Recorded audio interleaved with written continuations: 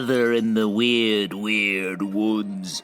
At the end of the dark path, past some trees that look like they have arms and they're like scratching in the wind. You know, scary. Oh, it's scary stuff. We walked down. Yes. Terrifying. Yes, we're all scared. I know we seem cool, but we're scared. Freaked Even out. as witches, we still get scared. I'm freaking out, man. Yeah. Yeah, exactly. That's why I live in a candy house, because I'm scared of it all the time. I'm hiding behind 2 gumdrops. Go on. Yes, candy is scary if you live in it, because it's tempting. I'm constantly tempted. I would just eat my own home.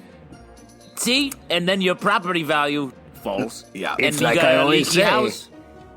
Candy can be deadly if you eat it, but a kiss can be deadlier if you mean it. Oh, you're such a romantic.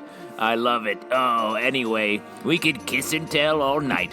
But back to the weird witch's brew as we gather around our cauldron and pull up our very delicately crisped French fries. Oh, delicious. We begin. No, this was going so well up until... What? Delicious. Yes. It's not a French fry, it's a wand. I would You're trying eat to my go for a wand. this- I would eat my This wand. is a French fry. Yes, it's very tempting, and that's why I have a little bit of garlic aioli at the tip of my wand. Goody Pete, you eat your wand anyway. I mean, come on. Yeah. Come on, we all Exactly. know that. You're If I taking live in a it a little candy house, of course I'm going to have a French fry wand. What do you think? Come on. Dip it in your milkshake sink. Exactly. I have bad food habits. Most of my spells are like caloric based. Yes. This is the entire podcast run now, right? Us talking like this. It's slowly taking over. Nah, just kidding. This is actually Chilling Podcast of Sabrina. We're going to be talking about Chapter 32, The Imp of the Perverse. I'm Alex. I'm Justin. I'm Pete. And Pete loves this episode. I think we should get that right out of the way up front. Actually, I do want to mention, not to call you out, but you texted in the middle of the episode, Pete, and said, I have to step away. I don't know if I can watch the rest of this, right? Well, what I said was Justin wanted to watch, and I was taking a break because I had to walk away. It was pretty intense. It's kind of okay. It's an intense episode. It's triggering overall, though. Like you said, it's very powerful and nice, and lands nicely. But it's rough. It's rough to watch some of that stuff, especially Harvey manhandling Roz. I did not like that at all. It made my skin crawl. I didn't want to watch it. There's a lot of tough stuff in this ep. I mainly got bummed because, as you guys know, I'm a huge fascist. To see the fascist dictatorship topple over was a real bummer for me. Very quickly. I know you wanted to really stick around. Yeah, I'm surprised we didn't open with that. Yeah. But you love Also, anyway, with emperors and fascist dictators, really the fashion choices are all very similar. Strong uniforms. A lot of black. Usually Shake a it lot of up. black. A Very lot of red. sleek, though. Very sleek. I wanna see a fascist that really has some flair. more. A headpiece. You should watch Star Trek Discovery then. The Terran universe. Lots of gold. Yeah. Very fascist. They are very fashionable. Anyway, but we're not talking about that. We're talking about Chilling Adventures of Sabrina. Give you a quick recap. So Eldritch Terrors have been attacking Greendale. Sometimes they're concepts, sometimes they're men. Who knows? Could be really anything. But they're here to destroy the world one by one. And only Sabrina and her friends stand in the way. Now, they're dealing with some stuff of their own at the same time as these Eldritch Terrors are attacking. Sabrina has been kind of balancing, should she be single? Should she be dating and putting herself out there? Harvey, her old boyfriend, is with Roz. Harvey does not know this until the beginning of this episode, but turns out Roz, his girlfriend, is another witch, which he finds out pretty quickly, and it causes a friction in the relationship, mainly because his family used to be witch hunters, and his first girlfriend really revealed she was a witch, and that was a big problem, so stuff going on. Fun moment in the hallway, though, where Harvey was just like, man, what's with me and witches, right? Yeah, he has a type. It's I like, also Pete, think how it's you keep Kinkle. dating total trash people. Yeah. What, Pete? What's that? Nope. Pete's very distracted because he has a food order coming and he's going to have to bolt in every second. So we could say Hungry whatever we want, and he'll Petey probably miss over it. here. No, I'm kidding. I love your girlfriend. She's great, Pete. I think Wait, did you witches just are just... Say something about my girlfriend? Yes, and you'll have to listen to this podcast again fuck, if man. you really want to Come on, hear don't it. make But me- don't let her listen. Don't torture me like that. I think Kinkle's the ultimate witch bait. Oh, nice. Very good. So, yeah, he's dating Roz. Roz is a witch. She's part of the new Weird Sisters, along with Prudence and Mambo Marie. The Sentinels. Yes, the Sentinels. They're trying to monitor the universe to figure out what is coming in terms of the Eldritch Terrors. Meanwhile, over on the other side of the relationship thing is Nick Scratch, who seems to have something going on for Sabrina Spellman at this point. We find out a lot more about that by the end of this episode. Yeah, we do. Oh, 100%. The bad boy alert shattered, which I have a bad boy alert. I have a bad boy alert on top of my TV, and it often goes off, like sort of lightly. But today, boom, exploding glass every which way. Oh, my God. You got to clean that up. Yes. 100%. Or I could be a bad boy and just leave it messy and step on it like Bruce Willis in Die Hard. Oh, man. Yippee-ki-yay, motherfucker, like I always say to my kids. Yes. Other characters you probably need to know about. So Prudence has it out for Father Blackwood. He is actually literally her father, and she hates him. She not stood back, stopped herself from killing him last season, and that led to some big problems for everybody. Ambrose sort of was like, don't do it. Yeah, exactly. Ambrose, who's Sabrina's cousin, he's been tracking the Eldritch Terrors. There's also Agatha, who's one of the original Weird Sisters who went nuts, and so far has been palling around with Father Blackwood, and also Miss Wardwell, who is the teacher at Skull, who is different from Lilith, who lives in Hell. You don't really need to know too much about the Hell side of things because it doesn't show up this episode. Also, there's Theo, who is a friend of Sabrina's. Theo is dating Robin, who is a hobgoblin. He's very fast. And what else? Father Blackwood is not working with the Eldritch Terrors, but trying to convince the Eldritch Terrors to destroy the world. He loves them. He's been studying them with his children, pilgrims of the Night Church. Also Aunt Zelda and Aunt Hilda. Those are Sabrina's two ads. That's pretty Good much point. all you need to know about them. Hilda just got married. Zelda running the Church of Hecate, and sort of like a little stressed. Yes. Embracing the stressful side of her life. Not happy, I would say. Yes. Now, while Pete is off getting his food at the moment, what is he getting? A McRib, I believe? Yes, Delivered he ordered to him, a like McRib for king? delivery, like some sort of prince of my dining. gosh. That's good. Let's not overtax our resources in this day and age. Order one McRib to your house. And not to keep talking about this, but do you think he's going to eat it? Like, he's not going to let it sit while we record No, this? he's not going to have a cold, congealed McRib. He's going to eat a McRib live on our podcast. This is a huge event. It's a huge event. Like, McDonald's is sending their biggest reporters out to cover this. Right. From the McDonald's Post, the McDonald's Time, the Daily McDonald's. Hey, that's where I get all my news, is the placemat underneath my food at McDonald's. Yeah, I still haven't gotten out of that maze. Yeah, it's a hard maze. It's a hard maze. Oh, wow. Cool dude over here. Tony Listen, I know Stark. this is an audio podcast, but here's a new thing that I just learned about Pete. He's got those glasses that turn into sunglasses when you go outside. Nothing says old man like transition lenses. Yeah. Wow. We're painting quite a picture in this little break in our podcast where Pete is a McRib-eating transition lens dude. Amazing. All right. Well, Pete, as you eat your McRib, oh my God, this Please is gonna don't be eat so this good. on Please the don't mic. eat your McRib What? on our podcast. Okay, fine. In fact, would you mind just throwing that away? Just for my own good Man, with taste. those sunglasses on, you really, and the microphone and your laugh right now, you look like a morning shock jock. Wow. Yeah. Sweet. We're eating the McRib this morning. Welcome to the morning show. Great. Why don't we jump into this episode because there is a lot to talk about. Yes. So it starts off with a new twist. Sabrina, who does not have enough jobs or things going on, is going to be running for school president. Yes. Her running mate, she and Roz are going as co-presidents. Now, doesn't that seem She like is- too much, though? Like, what are you thinking? Like, that is so random.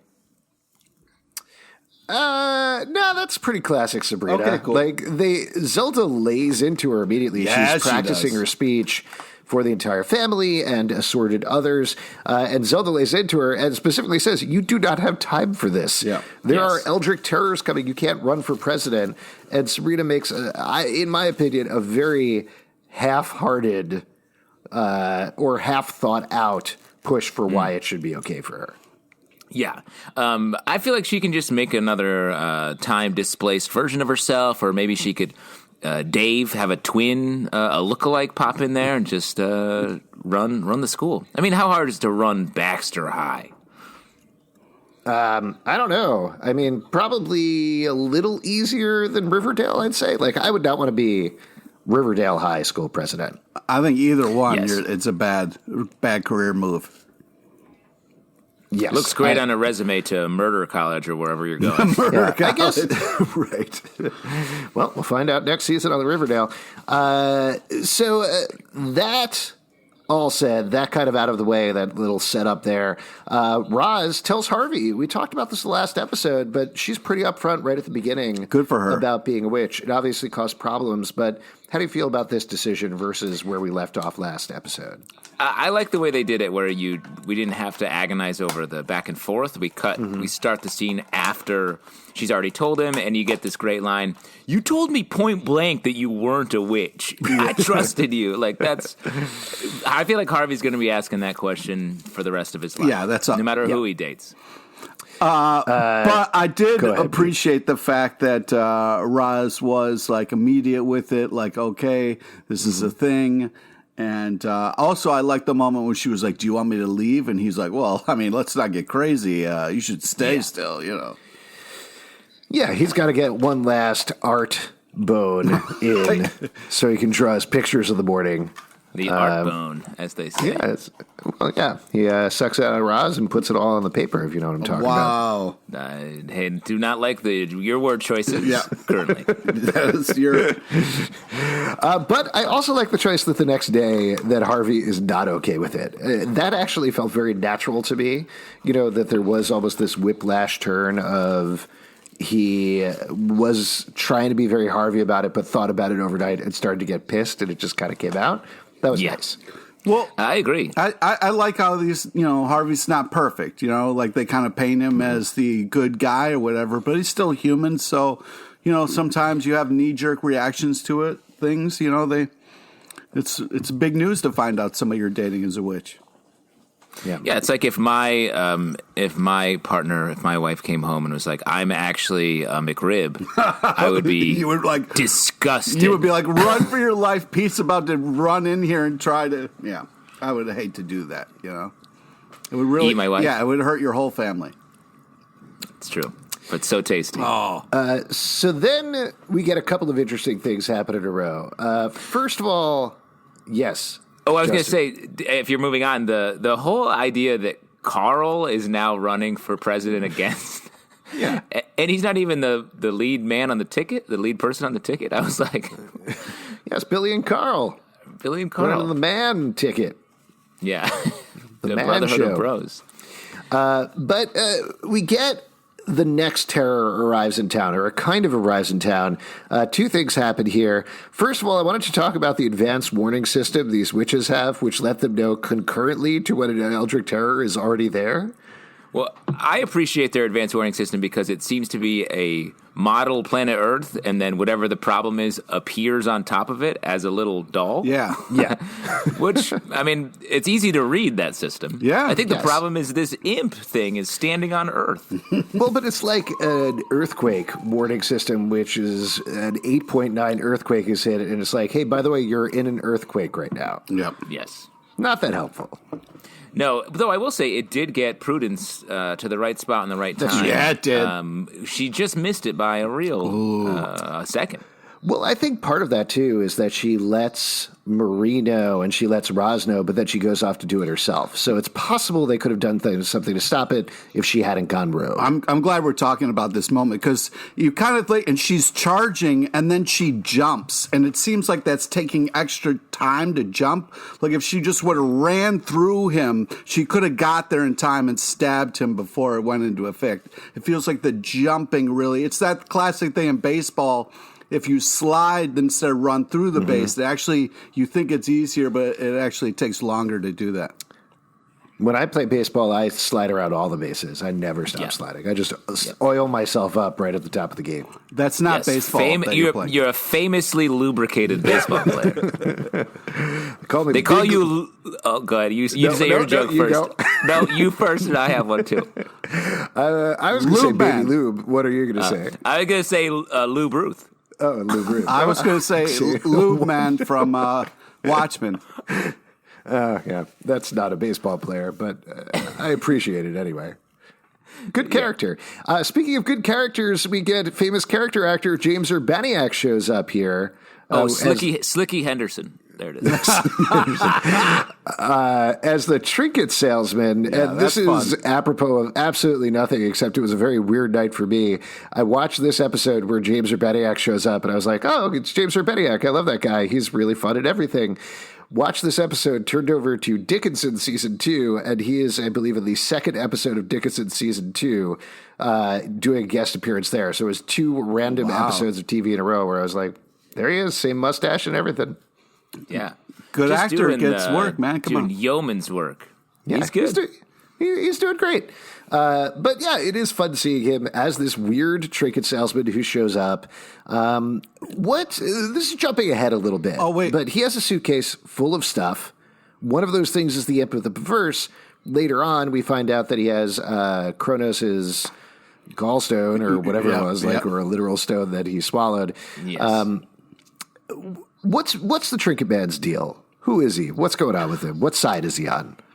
I don't know, but I really liked how he did do like Trinket Man bits. Like I love that line where he was like, how much? He was like, well, for you, like it was a fun part that I think that this guy, like you have a different actor, it's a completely different scene, and it was really magical. I'm really happy with that choice. It was kind of a real cool part of the episode. Yeah, I feel like he's the classic, like almost Music Man-y character who like rolls into town, has this stuff, agitates people, and then he's on his way just making that cash. But he has very legit objects. It was interesting to me that he seemed neutral. When he comes in, you expect, okay, here's the next Eldritch Terror, here's the Perverse. He's not the Perverse. He's bringing the Perverse. And then later on, he helps Ambrose.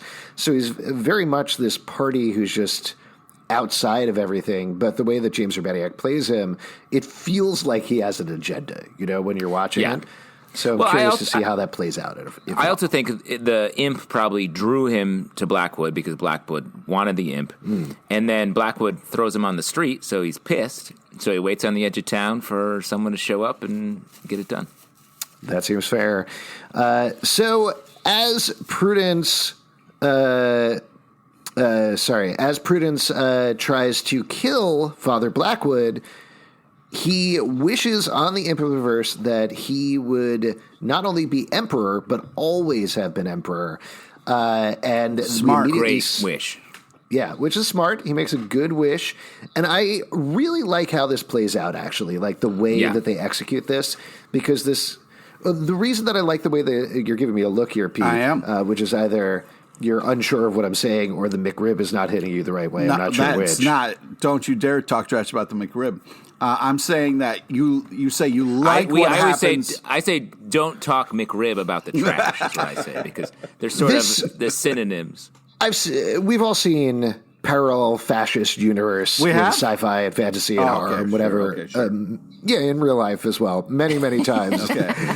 Yes. We're in it, kind of. But I liked how this was executed. I felt this was a different twist on the fact that, as we find out later on, it's only Greendale, and he's only done it in Greendale. And once you get outside Greendale, it expires. I thought it was a really nice, neat twist on the whole thing that I appreciated.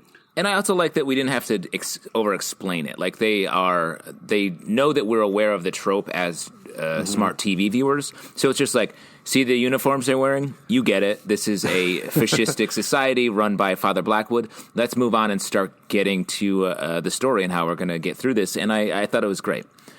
It was instant.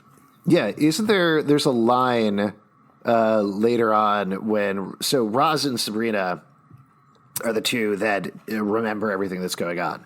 And they don't know why. They're in school. They find out Harvey is fascist. They find out that everybody's taken out. And they're trying to figure it out. And Sabrina just looks up and sees a get immunized for your flu shot sign. And she's like, oh, maybe because we both had Eldritch Terrors inside of us, we're essentially immunized. And Roz is like, really? And she's like, I don't know. I'm not an expert. Which, hilarious. I thought that was so funny. And, like, it is the reason that we are left with. But, like, it was just like, I don't know. Does this matter? Let's just keep moving. I thought this part's not fun. It was a weird moment because I'm like, are they saying, like, don't get flu shots? They're like, hey, well, since we didn't get a flu shot, we're not affected. I was like, what is the message? No. What they were saying was, like how a flu shot vaccinates you, they had Eldritch Terrors inside of them. Remember that, oh my gosh, Roz read The Uninvited, right? Mm-hmm. Or...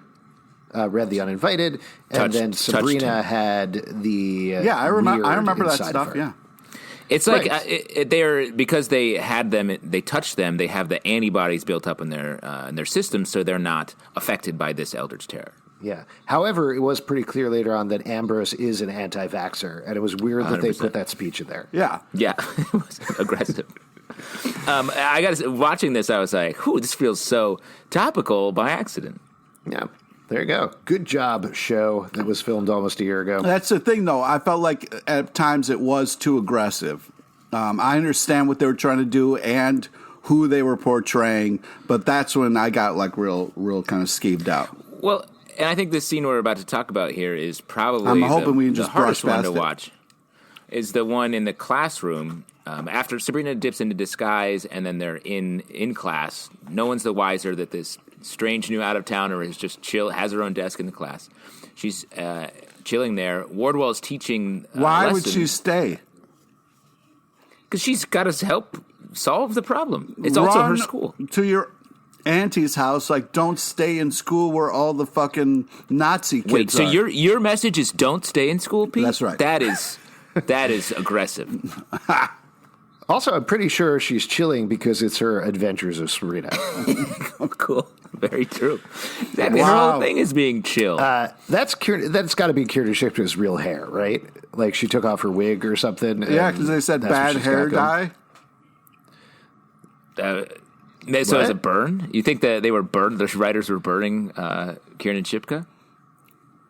No, I don't know. No, I think that's like probably her regular hair. I assume she wears a wig, so she took it off, which I thought was fun. I always like little winks like that. We find out Harvey is a fascist. We get Miss Wardwell teaching the class. It's Blackwood's birthday. He enters, addresses the classes. There's a witch, accuses Robin, and Robin's like, I'm not a witch, I'm a hobgoblin. Which doesn't seem to solve the problem. Yeah, no. And then they take Theo instead, who gets dragged away. And then he brings in one of the witches, and forgetting which one this is, which witch is which. But he basically terrifies the whole school, but we get everything laid out really nicely. And then one thing on that, I thought it was very funny that they were like, well, it's Blackwood's birthday, and there's no better thing to do on your birthday than visit your old high school. Yeah. That's what I do every year. This is a pissy, small, dumb plan, which feels very consistent with Blackwood, I think. Yeah. You know, like it's just limited. He does not have a big enough scope, and that really plays out here in terms of what he wants out of being emperor. And I appreciate that they've made him sort of dumb. He's like a dumb villain who just craves power for power's sake and doesn't have any actual goals besides, I'm emperor now. And he's like, I better get Sabrina. She's foiled me before. But then he doesn't know what he's doing. He's like, witches are bad. But he's like, but I'm a witch. I'm a warlock. It's funny how simplistic. It's like what a 10-year-old would do if they had this power. Yeah. So at this point, I feel like Sabrina makes a good move and then a series of absolutely stupid, very classic Sabrina moves. The good move is going to find Ambrose. They go to find Ambrose. He has completely fallen under his spell as well. He's trying to leave town, even though they're told that everything outside the town is destroyed. But then Roz says, I'm going to try to talk to Harvey. There's got to be good in him somewhere. And Sabrina says, you know what? I'm going to go to school and talk to my ads. Yeah. Well, the weird part is she says Auntie Z, instead of Hilda. Hilda's the nicer one, the one that's going to be like, why would you go to the one who is strict and stern? Like, that doesn't make any sense. But Zelda's the decision maker. She's always the one who sort of is the A personality in charge and has the power. So it would make sense to go there first. And Hilda's often like, I need to make cake for the restaurant.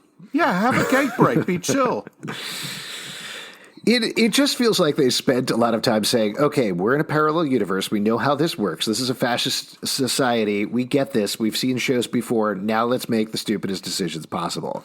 And I don't know why I think I'm able to give Roz a little bit of a slide there because she's absolutely right. If anybody was going to be the same in both universes, it's Harvey, right? But Sabrina just revealing herself to Zelda and everything. I would like to back up the truck for a second and talk about Ambrose because it was funny seeing Ambrose kind of being like, I'm getting out of here, like packing up the hearse. By the way, sweet hearse. We got some nice shots of that. We got the grill. Looked like it was an old Cadillac. Man, that thing is sweet. Pete, would you drive a hearse around if you had the chance? It was a Caddy, yeah. No question. Nice. No question. No question. No questions. Okay. We're going to tell you that there's just dead bodies stuffed in the back. Yeah. No coffins, just packed tight in there. Let's just say I don't want to talk about it anymore because Christmas is coming. Like a month ago is what I'm talking about.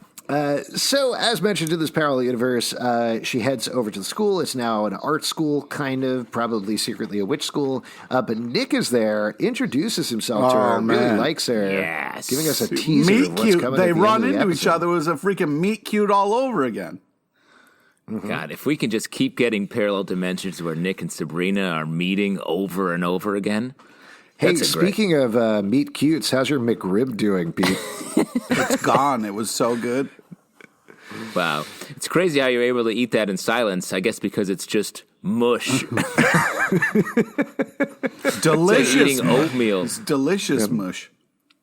Oh, man. They should sell that as a milkshake, basically. Oh, man. That'd be amazing. So she goes to the school. As mentioned, she meets Nick, introduces herself to Zelda, reveals herself, and actually is able to momentarily change Zelda's memory so she remembers who Sabrina is, but it doesn't really stick. And then we get a great sequence where Blackwood enters, and they've been practicing, of course.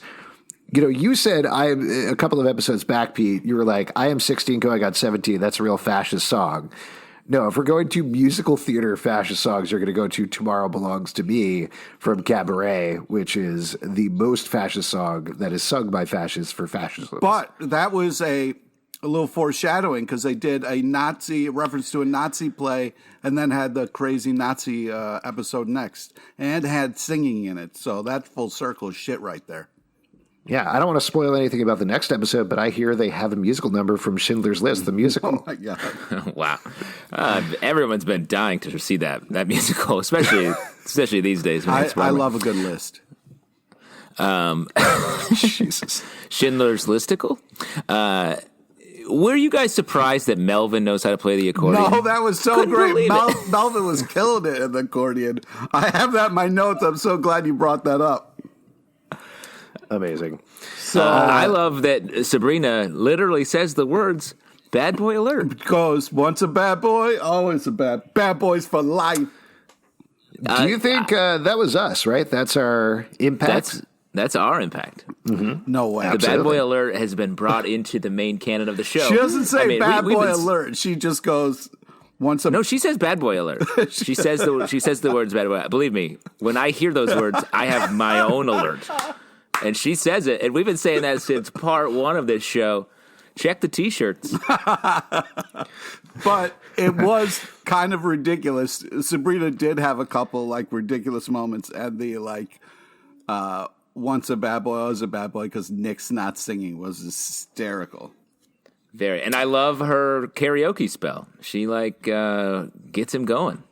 That was super cute. Now, I do want to talk about the scene that takes place in the middle here, where Roz talks to Harvey my God. and tries to turn him, which I thought was really good. Like, it was a very tense scene. The one thing that I wanted to talk about, though, is at the end of the scene, before she's about to leave, she talks back and gives a speech to Harvey about, like, being a good person and who he really is and everything. But there's this slow push-in two-shot on her, and a shot of her, and it's like a two-shot of her and a Tin Can robot. Yep.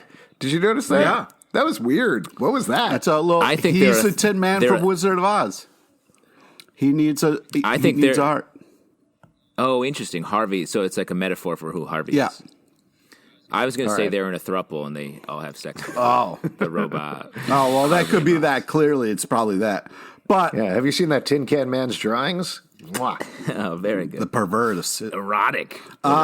So I really loved the way she kind of talked about their love. It was really moving the way she talked about their first time and what they mean to each other. I thought it was very, very beautiful, moving speech. Yeah, I thought overall really good scene. And then after that, we get when he grabs her, like, oh, that was awful. Like, that's when I had to walk away. Yeah. One aspect we didn't really talk about is there's a nice transformation with Prudence right at the beginning here. She jumps and then she turns into Father Blackwood's right-hand man. She is there in the school. They arrest Nick anyway, and this potentially is what spurs Zelda on to give Sabrina the secret info to track down Aunt Hilda in the very surprising place where she is, which is at Dr. C's. So overall, very cool. But then we get the big thing that we talked about earlier, where Ambrose gets out of town, suddenly remembers everything. One more thing before that. Sabrina speaks to the coven, and she references Aunt Zelda's dog, Vinegar Tom. Oh, which is a reference to another play that I did in college, a Carol Churchill play called Vinegar Tom, about witches, and I played Packer the Witch Hunter. So that's two plays I did in college that have now been referenced on this season of the show. I'm starting to think I'm the main character. Wow. Take it easy, guy. Man, I guess we'll see what happens next episode. The dog speech was pretty amazing, though. It was, yes. It was. It was very sweet and it was very sad. Back to the Ambrose thing, though. As mentioned, he encounters the Trinket Man. He gets the stone that Kronos swallowed. He's in that sweet hearse, just thinking about what he's going to do. Then he makes it. What are you doing? You have McRib sickness is what's going on here. Yeah. He gets this stone. It's going to realign the universe. He also finds out that the catch is if he goes back in Greendale, he'll have about 30 seconds before he starts to forget everything. And that guy talks, like, he doesn't get to the point right away, so that's a problem. Yes. Yeah, he used up, when he eventually does come back, he uses up a lot of time. Oh, my God, so much time. Shut up!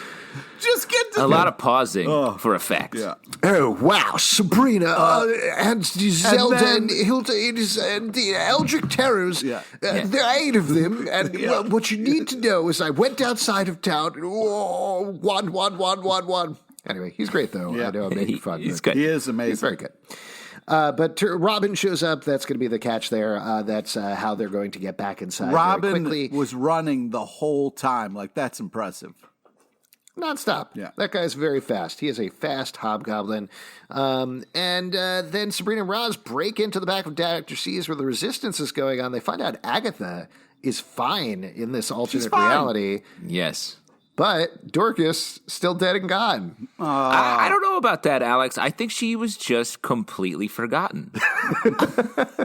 Because we don't know if she's dead. She just could have been like, oh, what's this? It's like if you are, there's a fly on your shoulder, and then it goes away. You're not like, where is that fly? Do you know what? I bet she's just biding her time. Yeah. For what? She's gonna have a Gandalf the White moment. Come back and I come back to you now at the turn of the tide. Yeah, Yes. She is going to be running all of hell. It's going to be amazing. Season finale, end of the whole show, Dorcas return. Thou shalt not pass over me appearing in the background of these shots. So, yeah, Agatha is fine. They reveal, I think we kind of knew this, but it's nice to hear it out loud, that Blackwood is immortal and impotent. Not impotent. Probably, but omnipotent. Excuse me. Were you saying that you're impotent? Yeah, what's happening? What? No. I think that's what you said. I'm impotent. Yeah, that's what you said. Listen, man, I'm out there every day getting all oiled up and sliding around the bases. I'm doing just fine. That's true. That's not what sex is, just a sidebar. But we can talk about that. He knows. He has 2 kids. Yeah. Both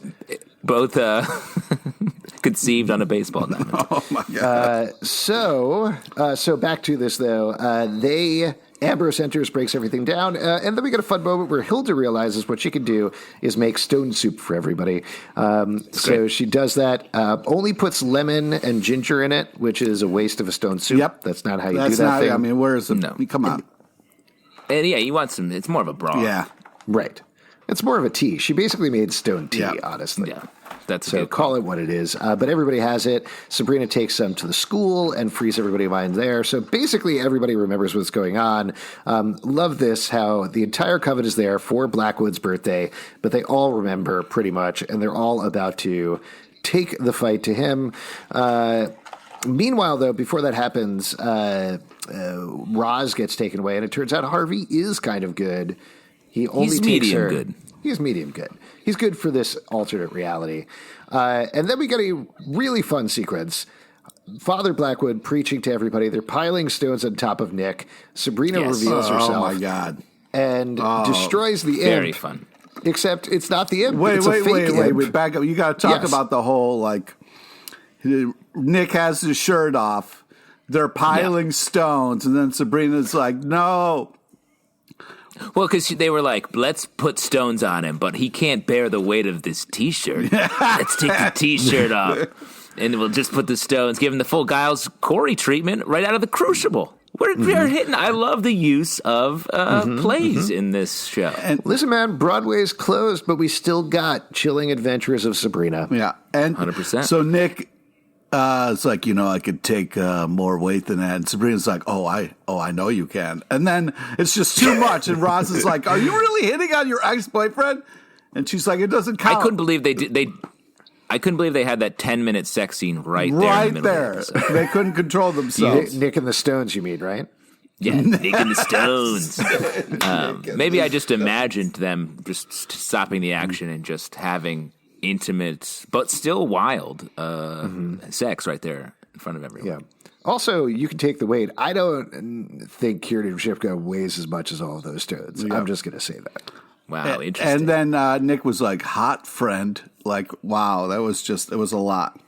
It was a lot. A lot of stuff going on there. But as said, they destroy the imp. They realize that is actually a fake imp. So they bind Father Blackwood, calm down his dog, which is a fun little moment. Yeah, they give him a bone and he's just super chill. Yes, and they realize that the imp is probably at the safe back at Dorian, so Robin runs back there, super speed, All breaks the into the safe, combinations. takes it back. They destroy the imp again, but it's another fake imp. Yeah. And then at which point they realize that the dog is the imp, I think. Yes. Dog ate the imp. I think he says, I think Sabrina says, oh, the imp is something that no one would ever want to touch. So his dog. Yeah. Who doesn't want to pet a dog? I don't know. Good question. It's kind of a mean dog, though. I thought it was. Yes, it's a mean regardless- dog. I thought it was going to be They reverse the dog. the witch on the kind of like collar. I thought that was going to be the imp. Where do you think he got all these imps? Was the tinker like, all right, I'll give you this one, and then you were included in that package is several fakes and a little puppy. There is nothing more perverted than having a bunch of tiny statues. Yeah, it's true. It's very true. So everything reverses, at which point Prudence finishes her jump, impales Blackwood. It's all back to normal. Harvey gives a very sweet thing that I think we talked about earlier to Roz, where he says he freaked out because he loves her. And then Sabrina gets up and gives a big speech about how they're going to run on a We're Teen Witches platform because witches are unapologetic and feminist and awesome, which is crazy decision. I thought it was very fun and funny, and they made it work within the continuity of the show. But it felt like the reality of what was going on the show was stretching very thin at that moment to me. I agree with you, but I love the move because this finally puts Sabrina and Roz back together. Her becoming a witch is sort of like setting them up, but this episode really brought them as like sort of the core friends for this show, which I think this season has been all about Sabrina being isolated, so we get a big move there with that.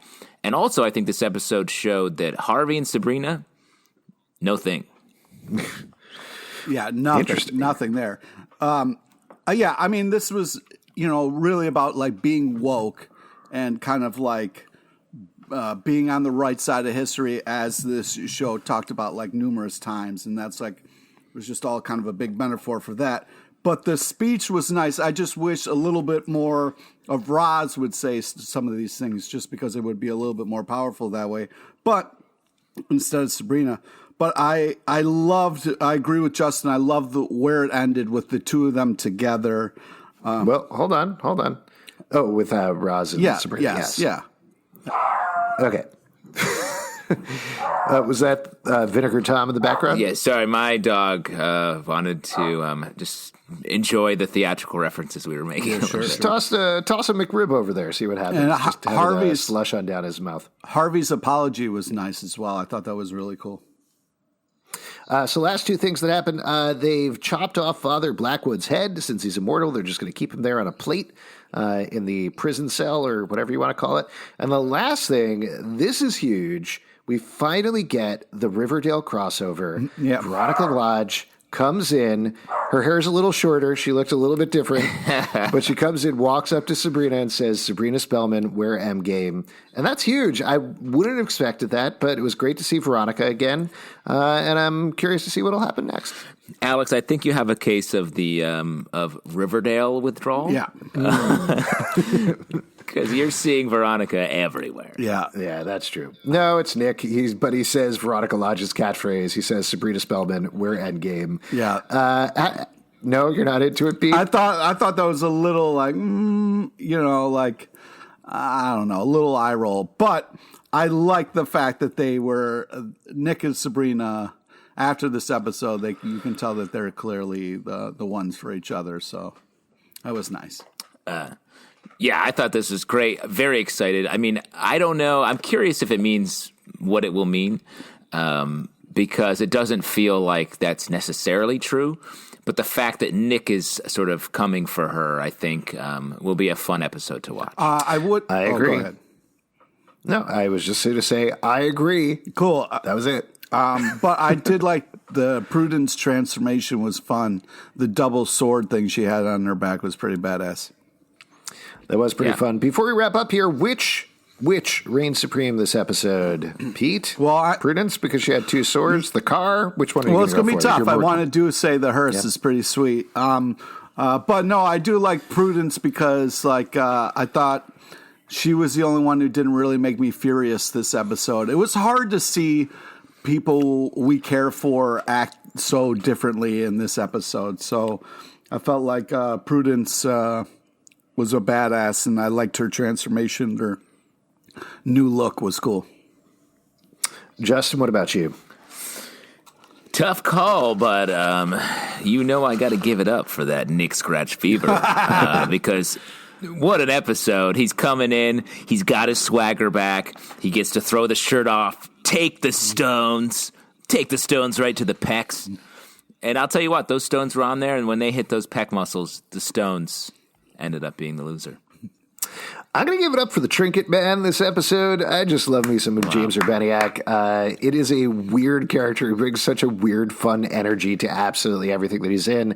And it's definitely something where it comes in, and I want to know more about this character, what's going on with him, even though he's a tiny part of the episode. So it's fun. Bring on the chilling adventures of the Trinket Man.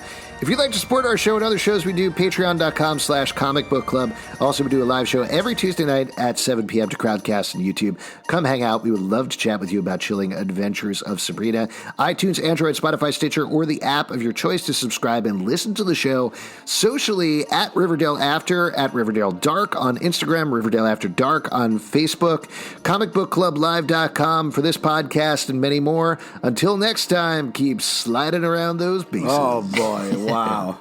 Gross. Pete, I ordered you another dozen McRibs, and we're not leaving until you eat every single one. Well, it'll take 5 minutes.